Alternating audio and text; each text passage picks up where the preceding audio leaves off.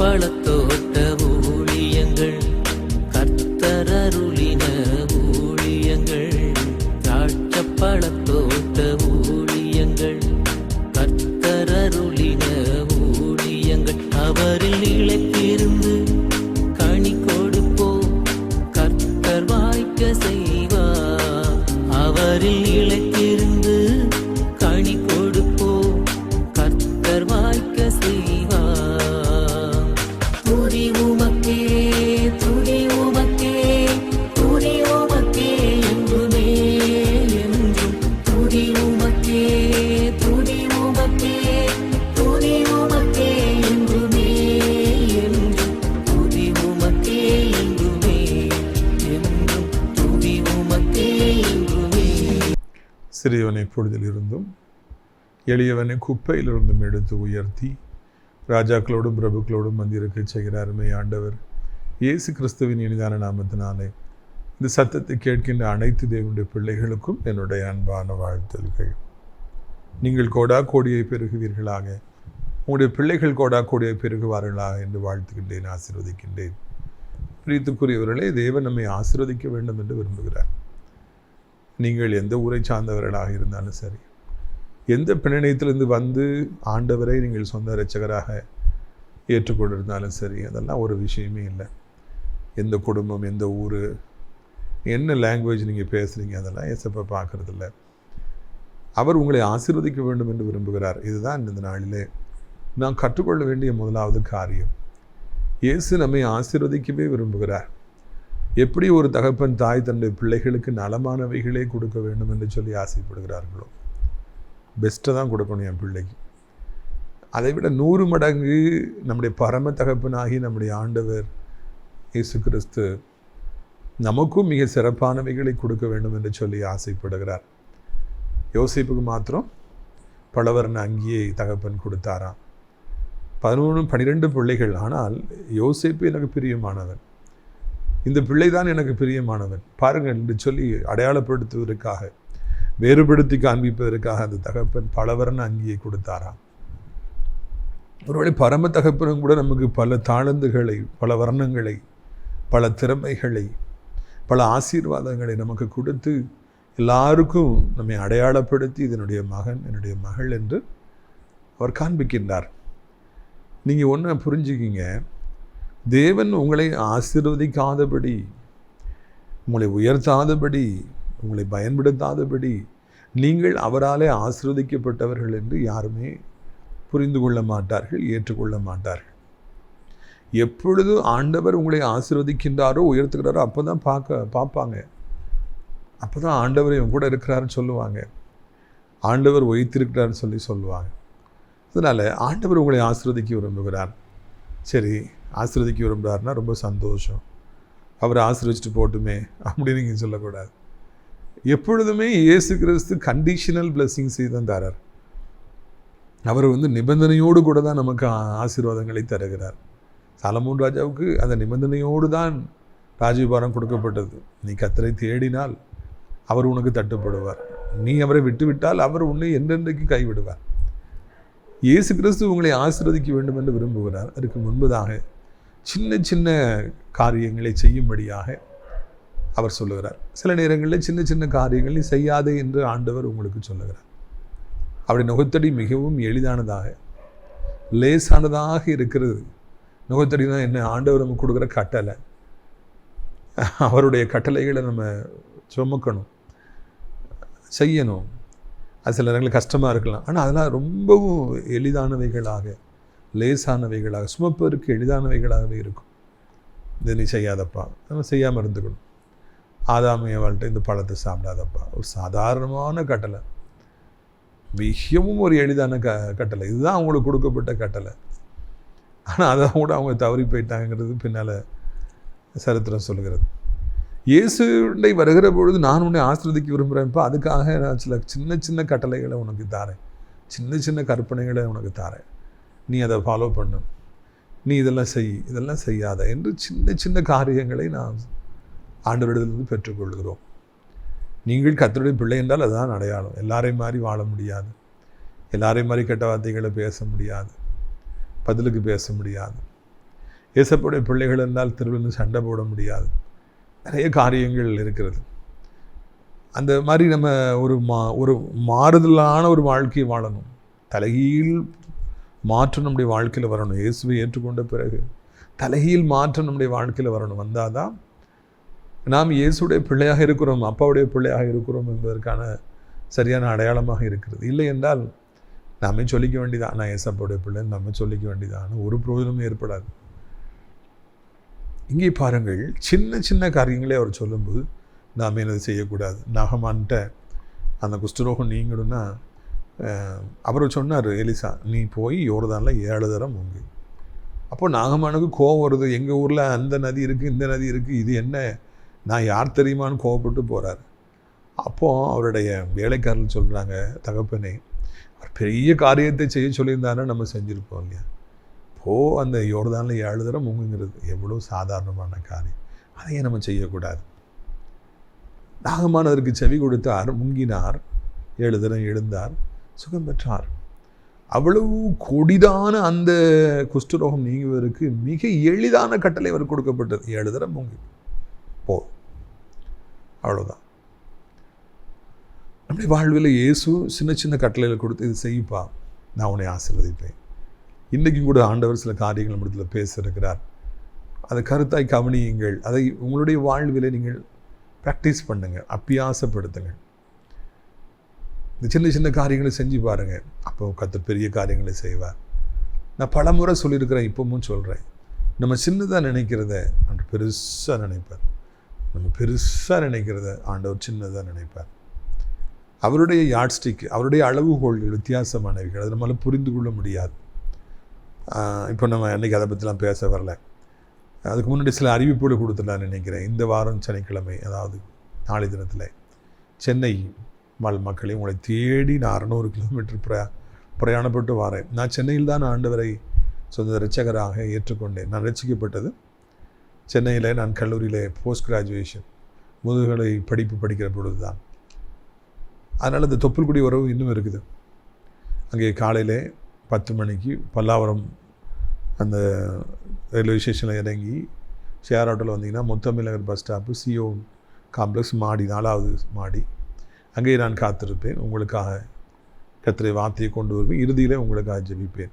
ஸ்ரீ மங்களராஜ் அவர்கள் விருந்தளிப்பார்கள். மாலை 6 மணிலேருந்து 8 மணி வரைக்கும் தான். 8 மணிக்கு ஷார்ப்பாக முடிச்சிடுவோம். பாலர் கல்வி நிலையம் உள்ளே நேராக வந்து லெஃப்ட் எடுத்து அதில் முற்ற பில்டிங்கில் மேலே ஃபஸ்ட் ஃப்ளோரில் வில்லியன் டெய்லர் ஹால் இருக்குது. அங்கே நீங்கள் வாருங்கள். அங்கேயும் உங்களுக்காக நான் இருப்பேன். சின்ன ஜனங்கள் நிறைய பேர் நம்முடைய நிகழ்ச்சிகளை டெய்லி பார்க்குறீங்க இல்லையா, பாருங்கள், வாருங்கள். இறுதியில் உங்களுக்காக தனித்தனியாக ஜெபிப்பேன். அலெக்சனை நல்ல விருந்து அளிக்கிறாங்க, உங்களுக்காக சிறப்பான எல்லா வசதிகளும் உண்டு, வாருங்க. அது மாத்திரமல்ல, பிரியத்துக்குரியவர்களை, இந்த மே மாதம் முடிகிறது.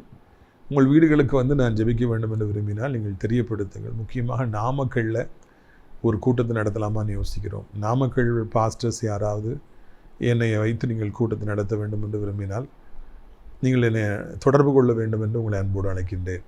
பிரியத்துக்குரியவர்களே, நம்முடைய அடைக்கலான் குருவி எனப்பட்ட ஆவிக்குரிய முதியோர் இல்லத்துக்காக ஜெபம் பண்ணுங்க. நிறைய பேர் தங்கியிருக்கிறாங்க. இன்னும் ஜூன் மாதத்தில் நிறைய பேர் வாரேன்னு சொல்லியிருக்கிறாங்க. இது ஒரு ஆவிக்குரிய முதியோர் இல்லம். டெய்லி ஜெபம் காலையில் சாயந்தரம் நடக்குது. 10:30 மணிக்கு குருவானவர்கள் வந்து 2 மணி நேரம் ஜெபத்தில் நடத்துகிறாங்க. எப்பொழுதும் ஜெபந்தான் நடக்குது. விதவிதமான உணவு உண்டு, எல்லா வசதிகளும் இருக்குது, காற்றோட்டமான வசதி, பெரிய இடம். தேவனுடைய பிள்ளைகள் எல்லாரும் கடைசி காலங்களிலே இருப்பீர்கள் என்றால் ஆவிக்குரிய ஒரு அட்மாஸ்பியர் வேணால் நீங்கள் தாராளமாக இந்த அடைக்கலான் குருவி இல்லத்துக்கு வரலாம். அங்கேயே இருந்து நல்லா பாட்டு பாடி வர்ஷிப் பண்ணுற ஒரு பாஸ்டர் நமக்கு தேவை, நர்சஸ் நமக்கு தேவை, நீங்கள் சொல்லலாம். பிரியத்துக்குரியவர்களே, விருப்பம் இருந்தால் என்னை நீங்கள் தொடர்பு கொள்ளலாம். பிறந்த நாளிலே சென்ற வாரத்தில் தம்பி கெபின் மற்றும் அவருடைய மனைவி யூஜின் திருமண நாளை முன்னிட்டு வந்து நல்ல சாப்பாடெலாம் கொடுத்தாங்க. அந்த கப்பலை கர்த்தர் ஆசீர்வதிப்பாராக. இதே மாதிரி உங்களுடைய வீட்டில் பிறந்த நாட்கள், இல்லைன்னா திருமண நாட்கள், இல்லைன்னா உங்கள் அப்பா அம்மாவுடைய நினைவு நாட்கள் வரும் என்றால் இங்கே இருப்பவர்களுக்கு நீங்கள் விருந்தளிக்கலாம் என்கிற நல்ல செய்தியும் கூட அறிவிக்க விரும்புகிறேன். ரூத்துக்குரியவில் ரூத்துடைய சரித்திரத்தில் 2வது அதிகாரத்துக்கு நேராக உங்கள் பைபிள் எடுத்துக்கிடுங்க. நேற்று கொஞ்சம் பார்த்தோம், அந்த ரூத்துடைய லைஃபுடைய பிகினிங்கை பார்த்தோம். எப்படி நிலைமையில் அவங்க வந்தாங்க, எப்படி மாமியார் கூட சேர்ந்து வந்தாங்க, மோவாபிய பிள்ளை எப்படி இஸ்ரவேலுக்கு வந்தா, எப்படி கடினமாக உழைக்கிறவங்க, அந்த ரூத்துடைய ப்ளஸ் பாயிண்ட்ஸ்லாம் பார்த்தோம். இன்றைக்கி நம்ம போவாஸை பற்றி சில காரியங்களை பார்க்குறோம். அவர் கொடுத்த கட்டளை பாருங்கள். ரூத் 2வது அதிகாரம் 8வது வசனம். அப்பொழுது போவாஸ் ரூத்தை பார்த்து, மகளே கேள், பொறுக்கிக் கொள்ள வேறே வயலில் போகாமலும் இவ்விடத்தை விட்டு போகாமலும் இங்கே என் ஊழியக்கார பெண்களோடு கூடவே இரு. அவர் அழகானபடிக்கு ஒரு வார்த்தையை சொல்கிறார். Boaz is such an experienced man. நல்ல ஒரு பெரிய கணவான். போவாஸ் வாழ்க்கையில் நிறைய மேடு பிள்ளைங்களை பார்த்து பெரிய அளவில் வசதியாக இருக்கிறார், ஆசீர்வதிக்கப்பட்டு இருக்கிறார், ஆண்டவர் உயர்த்தி வைத்திருக்கிறார். நிறைய பேர் சந்திச்சிருப்பார். அங்கே கதிர் பொறுக்கும்படியாக வந்த ரூத்தை அவருக்கு பிடித்தபடியினாலே அவர் சொல்கிறார், மகளே நீ கேள், நிறைய வயல் இருக்குது, எல்லா இடத்துலையும் இப்பொழுது அறுவடை நடந்துக்கிட்டு இருக்குது. ஒருவேளை அங்கே போனால் எனக்கு கூட கொஞ்சம் தருவாங்களோ, இங்கே போனால் எனக்கு கூட கொஞ்சம் எதுவும் கிடைக்குமோ, இவர் நல்லா வச்சுக்கோர வைக்க மாட்டாரா என்றெல்லாம் நீ சந்தேகப்படாதே, அலசரிப்படாதே, அங்கெங்கே போகணும்னு சொல்லி நினைக்காத. உன் கண்ணு இங்கே எங்கும் போகக்கூடாது, நீ வேறு வயலுக்கு போகக்கூடாது, நீ இந்த வயலில் தான் இருக்கணுமா. இங்கே நிறைய பெண்கள் இருக்காங்க, வேலைக்கார பெண்கள், அவங்க கூட நீ தங்கிக்க, தண்ணி குடிச்சிக்க, வேறு வயலுக்கு நீ போகாதே. முதலாவது போவாஸ் ரூத்துக்கு கொடுக்குற ஒரு சின்ன கட்டளை, மிக small, very very small commandment. நீ வேற எங்கேயும் போகாதம்மா, நீ இங்கேயே இரு, இங்கே உனக்கு ஒரு குறையும் இருக்காது, நல்ல தண்ணி, நல்ல சாப்பாடு, எல்லா வசதியும் நான் செஞ்சு தரேன், அதனால் நீ வேற எங்கேயும் போகணும்னு நினைக்கக்கூடாது. இதுதான் சின்ன கற்பனையை, ஒரு சின்ன ஒரு காரியத்தை அவர் சொல்கிறார். தேவனுடைய நுகத்தடிகள் எப்பொழுதுமே எளிதானவைகள் என்று நான் கண்டோம், அதைத்தான் இங்கேயும் காண்கிறோம். மகளிர் ரூத் கேள், நீ வேற வயலுக்கு போகாதே. இன்றைக்கு ஆண்டவர் உங்களை ஒரு சபையில் வைத்திருக்கலாம், இல்லைன்னா இந்த மாதிரி ஊழியக்காரங்க இருக்கிறாங்க, அந்த ஊழியத்தில் உங்களை வைத்திருக்கலாம். கர்த்தர் சொல்கிறார், மகனே நான் உன்னை எங்கே நாட்டியிருக்கிறேன், மகளே இந்த ஊழியத்தில், ஆசிரியர் திராட்சைப்பழ தோட்ட ஊழியத்தில் நாட்டியிருக்கிறேன், வேறு எங்கேயும் போகணும்னு நினைக்காத. அங்கே போனால் எனக்கு எதுவும் அதிசயம் நடந்துருமா, இங்கே போனால் அற்புதம் நடந்துருமா, அலசரிப்படாதே, அங்கே எங்கேயும் போகணும்னு சொல்லி நீ நினைக்காத, இந்த ஊழியத்திலே நீ இரு, இந்த ஊழியக்காரனை நீ சப்போர்ட் பண்ண அப்படின்னு சொல்லிட்டு, இதுதான் உன்னை நான் நாட்டிருக்கின்ற இடம், இங்கு வைத்து உனக்கு நான் உணவை தருவேன், நான் தண்ணீரை தருவேன், உனக்கு துணையாக நிறைய பேர்களை நான் தருவேன், உன்னை ஆசீர்வதிப்பேன், உன்னை உயர்த்துவேன், வேற ஊழியத்துக்கு போகணும்னு சொல்லி நினைக்காத அப்படின்று ஆண்டவர் சொல்லுகிறார். சில வருடங்களுக்கு முன்பதாக ஒரு பெரிய அளவிலே ஒரு பிரிவினை நம்முடைய ஊழியத்தில் வந்தது. அதை பற்றி நான் அதிகமாக பேச விரும்பலை. அப்போ ஒரு சகோதரி குடும்பத்தோட கேட்கக்கூடாத ஒரு பேச்சை கேட்டு அவங்க பிரிஞ்சு போயிட்டாங்க. அவங்க இப்போ சமீபத்தில் வரும்போது சொன்னாங்க, இந்த 6 வருடத்தில் ஐயா ரொம்ப பிரச்சனைகள் என் குடும்பத்தில், ரொம்ப இழப்புகள், ரொம்ப அடிகள், அவமானங்கள் தாங்க முடியல, என் குடும்பம் தாறுமாறாக்கப்பட்டு விட்டது, சின்ன பின்னமாக்கப்பட்டு விட்டது. இப்பொழுது மறுபடியும் உங்கள்கிட்ட வந்திருக்கிறேன் ஐயா, நான் போனது தவறு, ஆண்டவர் நீ மறுபடியும் அழைச்சிட்டு வந்திருக்காரு. இந்த 6 வருஷத்தில் உங்களை விட்டு பிரிஞ்சு போனதுனால நிறைய பிரச்சனைகள் எனக்கு என்று சொல்லி அவர் சொன்னார். எவ்வளோ உண்மை பார்த்தீர்களா? இந்த 6 வருடத்திலே அவர்கள் பிரியாமல் இருந்திருப்பார்கள் என்றால், இந்த ஊழியத்திலே இருந்திருப்பாங்கன்னா, இவ்வளோ இந்த போவாஸோட இருந்திருப்பாங்கன்னா, இன்றைக்கி அவங்களுக்கு இவ்வளோ இழப்புகள் வந்திருக்காது. கர்த்தருடைய பாதுகாவல் நாம் ஒரு ஊழியத்தில் இருக்கும்போது நமக்கு இருக்கணும்னு சொல்லி இருந்துச்சுன்னா, அந்த பாதுகாவல் நமக்கு நிலைத்திருக்க வேண்டும் என்றால் அங்கேயே நம்ம இருக்கணும். நாம் அந்த ஜெபத்துக்கே ஒழுங்காக போகணும், அந்த ஊழியக்காரன் நம்ம நேசிக்கணும், ஆண்டவரை நீங்கள் தான் கொண்டு வச்சுருக்காருன்னு சொல்லி நம்ம சந்தோஷப்படணும், பெருமைப்படணும். நம்ம என்னைக்கு அதை விட்டு வேற ஒரு வயலுக்கு போகிறோமோ, வேற ஒரு இடத்துக்கு நம்ம போகிறோமோ, அன்றைக்கு நமக்கு ஆபத்து வந்துவிடும், அன்றைக்கு நமக்கு பாதுகாவல் இல்லாமல் போய்விடும். இதைத்தான் ஆண்டவர் இந்த நாளிலே நம்ம இடத்துல பேசுகின்றார். நிறைய பேரை பாருங்கள், கொஞ்ச நாள் அந்த சர்ச்சுக்கு போவாங்க, அப்புறம் இந்த சர்ச்சுக்கு போவாங்க, அங்கே போவாங்க, அந்த பாஸ்டர்கிட்ட போகணும், இந்த பாஸ்டர்கிட்ட போகணும், அவங்களுக்கு திருப்தியே இருக்காது. சட்டையை மாற்றுற மாதிரி சபையை மாற்றுறவங்க, பாஸ்டர்ஸை மாற்றுறவங்க, ஊழியக்காரங்களை மாற்றுறவங்க நிறைய பேர் இருக்காங்க. அவங்கள கடைசி வரைக்கும் மாற்றிக்கிட்டே தான் இருப்பாங்க, அவங்களுக்கு திருப்தியே இருக்காது. அப்படியா இல்லை, நம்ம ப்ரோக்ராம் பார்க்குறீங்களா, டெய்லி பாருங்கள், நம்ம கூட்டங்கள் சனிக்கிழமை நடக்குது, ஒழுங்காக வாங்க, அலசரிப்படாதீங்க, உன் கண்ணிமைகள் நேராய் நோக்க கடவுது, அது வலதும் இடதும் சாயாதிருப்பதா என்று பக்தன் சொல்லவில்லையா? இதை நாம் ஒரு பெரிய கட்டளையாக அல்ல, ஒரு சாதாரண ஒரு கட்டளை.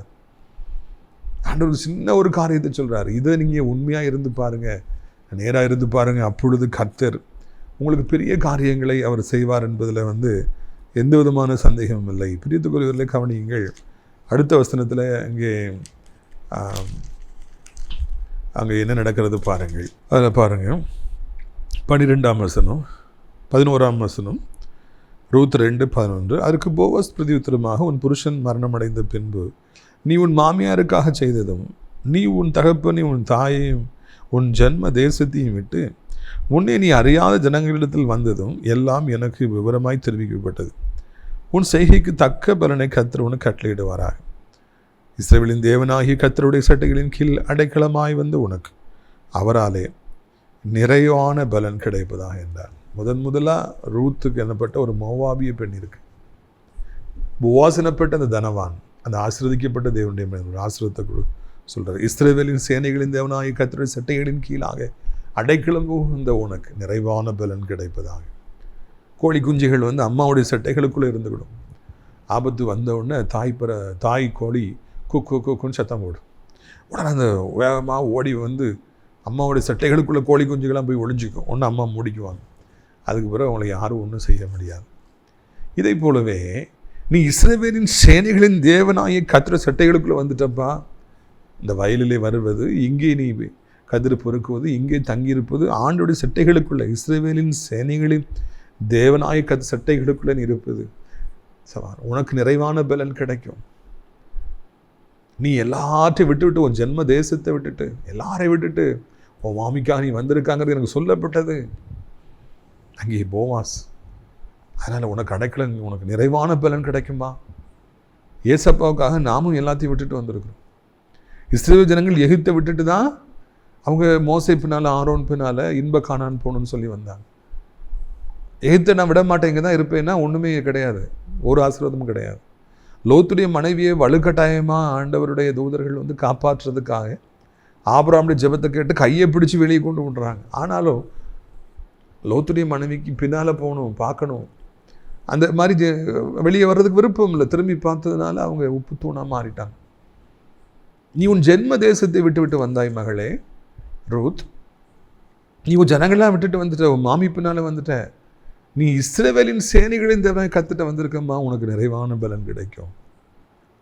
இந்த வாக்குத்தத்தத்தை உங்களுடைய வாழ்க்கையிலே தேவன் இன்றைக்கு தருகிறார் என்பதை புரிந்து கொள்ளுங்கள். நீங்கள் யாருடைய சட்டைகளுக்குள்ளே இருக்கிறீங்க சொல்லுங்க? ஏசப்பாவுடைய சட்டைகளுக்குள்ளே இருக்கிறீங்க. உங்கள் வாழ்க்கையில் உங்களுடைய எதிரிகளோ, உங்களுடைய பகையினர்களோ, மேலதிகாரிகளோ, பக்கத்து வீட்டுக்காரர்களோ, பொல்லாத மனிதர்களோ, மனுஷங்களோ, யாரும் உங்களுக்கு எந்த தீங்கையும் செய்ய முடியாது. நீங்கள் யாருடைய சட்டைக்குள்ளே இருக்கிறீங்க? அப்பாவுடைய சட்டைகளுக்குள்ளே இருக்கிறீங்க. ஏசப்பாவுடைய சட்டைகளுக்குள்ளே இருக்கிறீங்க. உங்களை ஒருத்தரும் ஒன்றும் செய்ய முடியாது. நீங்கள் எப்பவும் நிம்மதியாக தூங்கலாம், நீங்கள் நிம்மதியாக இருக்கலாம், சாப்பிடலாம், சந்தோஷமாக இருக்கலாம். எதிர்காலத்தை குறித்து கவலைப்படணும் அவசியம் இல்லை. தேவைகளை குறித்து நீங்கள் கவலைப்படணும், சந்தேகப்படணும், என்ன ஆகுமோன்னு பயப்படணும் அப்படிலாம் அவசியம் இல்லை. நீங்கள் அப்பாவுடைய சட்டைகளில் இருக்கீங்க. அவர் உங்களை பாதுகாப்பார். நிறைவான பலன் உங்களுக்கு கிடைக்கும் என்று ஆண்டவர் இந்த நாளிலே வாக்குத்தத்தமாக உங்களுக்கு சொல்லுகிறார். பிரித்துக்குரியவர்களே, இந்த நாளிலே நாம் கழிவுற வேண்டும், மகிழ வேண்டும். மனிதர்களுடைய ஆதரவு அல்ல, தெய்வத்துடைய ஆதரவு நமக்கு கிடைக்கிறது. தெய்வத்துடைய பாதுகாவல் இருக்கிறது. ஒவ்வொரு நாளும் சொல்லுங்கள், உங்களுக்கு இந்த உலகத்தில் உள்ள பல காரணங்கள் பயத்தை கொண்டு வரும்போது, பல மனிதர்கள் பயத்தை கொண்டு வரும்போது சொல்லுங்கள், நான் ஆண்டோடைய சட்டைகளுக்குள்ளே இருக்கிறேன், நான் ஏசப்போடைய சட்டைகளுக்குள்ளே இருக்கிறேன். நீங்கள் சொல்லிட்டு இருந்து பாருங்கள். அதுக்கு பிறகு உங்களுடைய ஆவிக்குரிய வாழ்க்கை, உங்களுடைய ஆவிக்குரிய ஓட்டம் இன்பகரமானதாக இருப்பதை நீங்கள் காண்பீர்கள். நீங்கள் வாழ்க்கையில் நிறைவான பலனை பெற்றுக்கொள்வீங்க.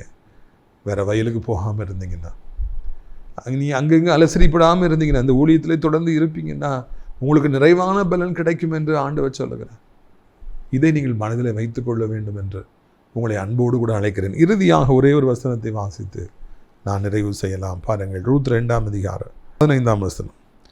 அவள் கதிர் பொறுக்கி கொள்ள எழுந்த பொழுது போவாசின் வேலைக்காரரை நோக்கி, அவள் அரிக்கட்டுகள் நடுவே பொறுக்கி கொள்ளட்டும், அவளை ஈனம் பண்ண வேண்டாம்.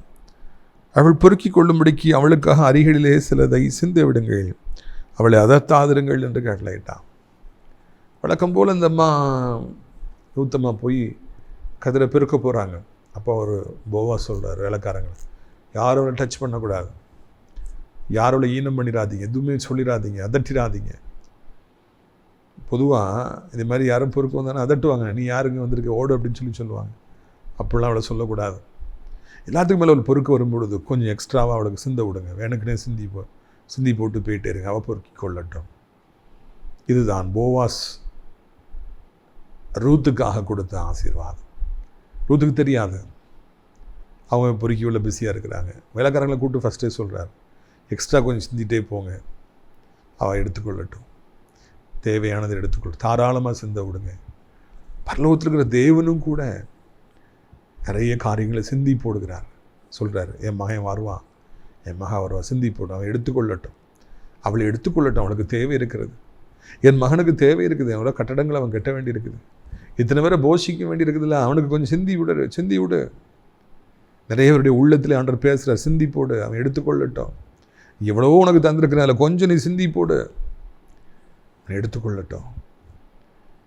தேவன் நம்முடைய தேவைகளை குறித்து, நம்முடைய ஏக்கங்களை குறித்து, நமக்கு சூழ்ந்திருக்கிற காரியங்களை குறித்து அவர் நன்கு அறிந்தவராக அவர் இருக்கின்றார். அந்த தேவன் அவர் கட்டளையிடுகிறார், நீ சிந்திவிடுன்னு சொல்லிட்டு அவள் எடுத்துக்கொள்ளட்டும். அக்கறை உள்ள தேவன் ரூத்தை போஷிக்க வேண்டும். வீட்டில் மாமி இருக்கிறான், 2 பேரும் சாப்பிடணும். கொஞ்சம் காலம் அவங்களுக்கு அந்த அவங்க வீட்டில் இருந்தே 1 மாதம் 2 மாதம் சாப்பிட்ற அளவுக்கு நிறைய கிடைக்கணும். அதனால் ஒரு மரக்கால் வார்கோதுமை கிடைக்கிற அளவுக்கு சிந்தி விட்டுருங்க. எவ்வளோ நாளும் தாராளமாக எடுத்து கொண்டு போகட்டும். ஆண்டவர் காகங்களை கூப்பிட்றார்.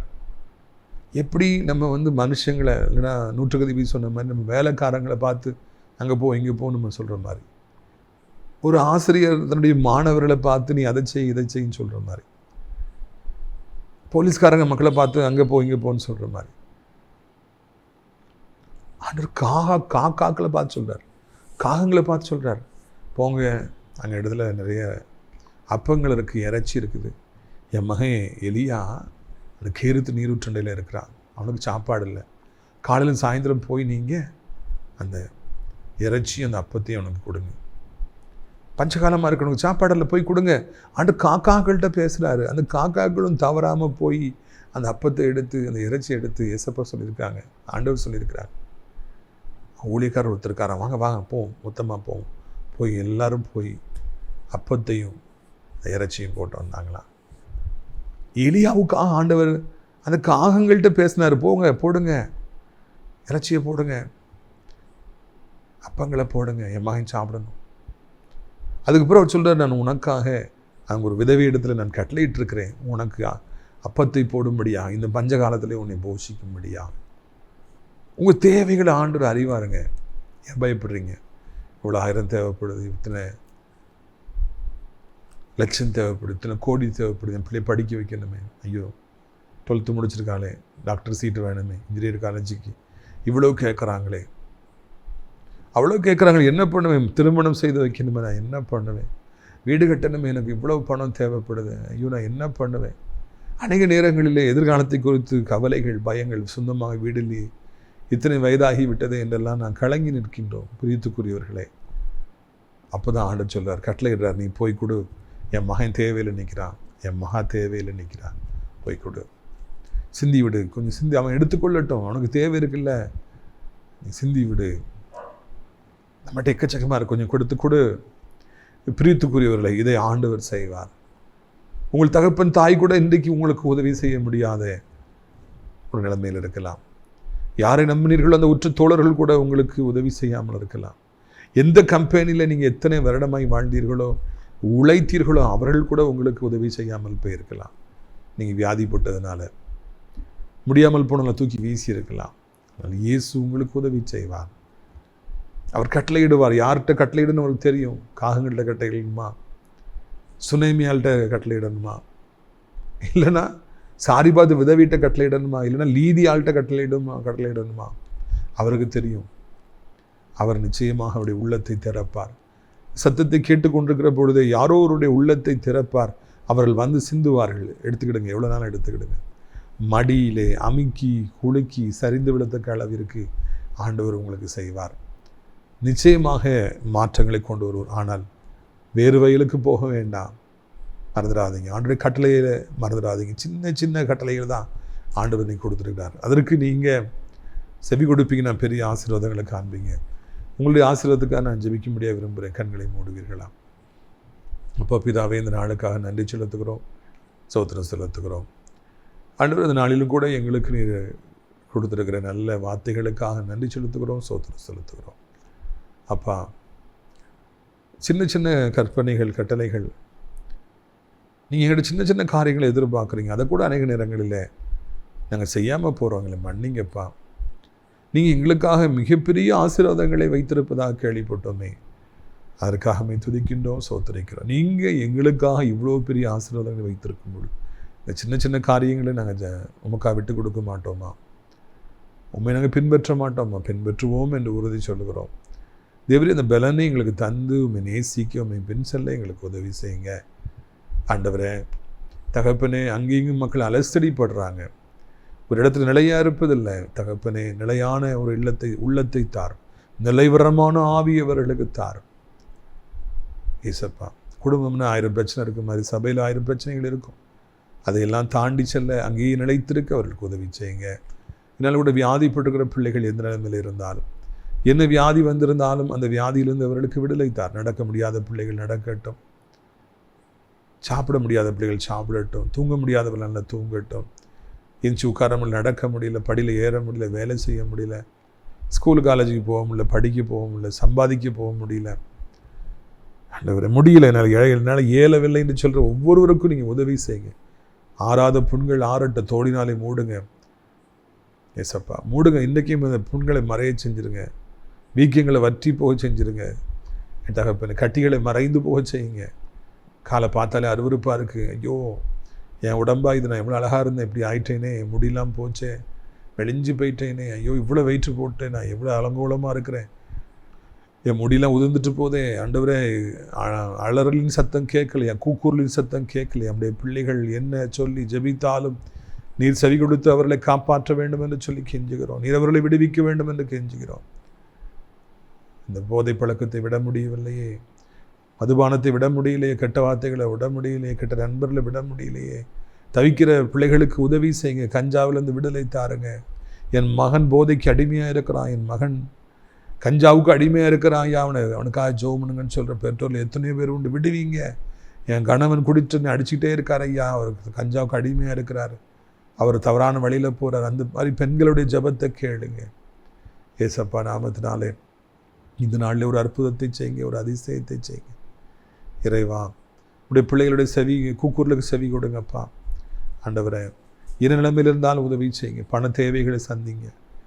எத்தனை லட்சம், எத்தனை கோடி தேவைனாலும் இப்போ கொடுங்கப்பா, கொடுங்க. கட்டளையிடுங்க, யார்கிட்ட கட்டளையிடணுமோ கட்டளையிடுங்க. வேதனைகளை நீக்குங்க.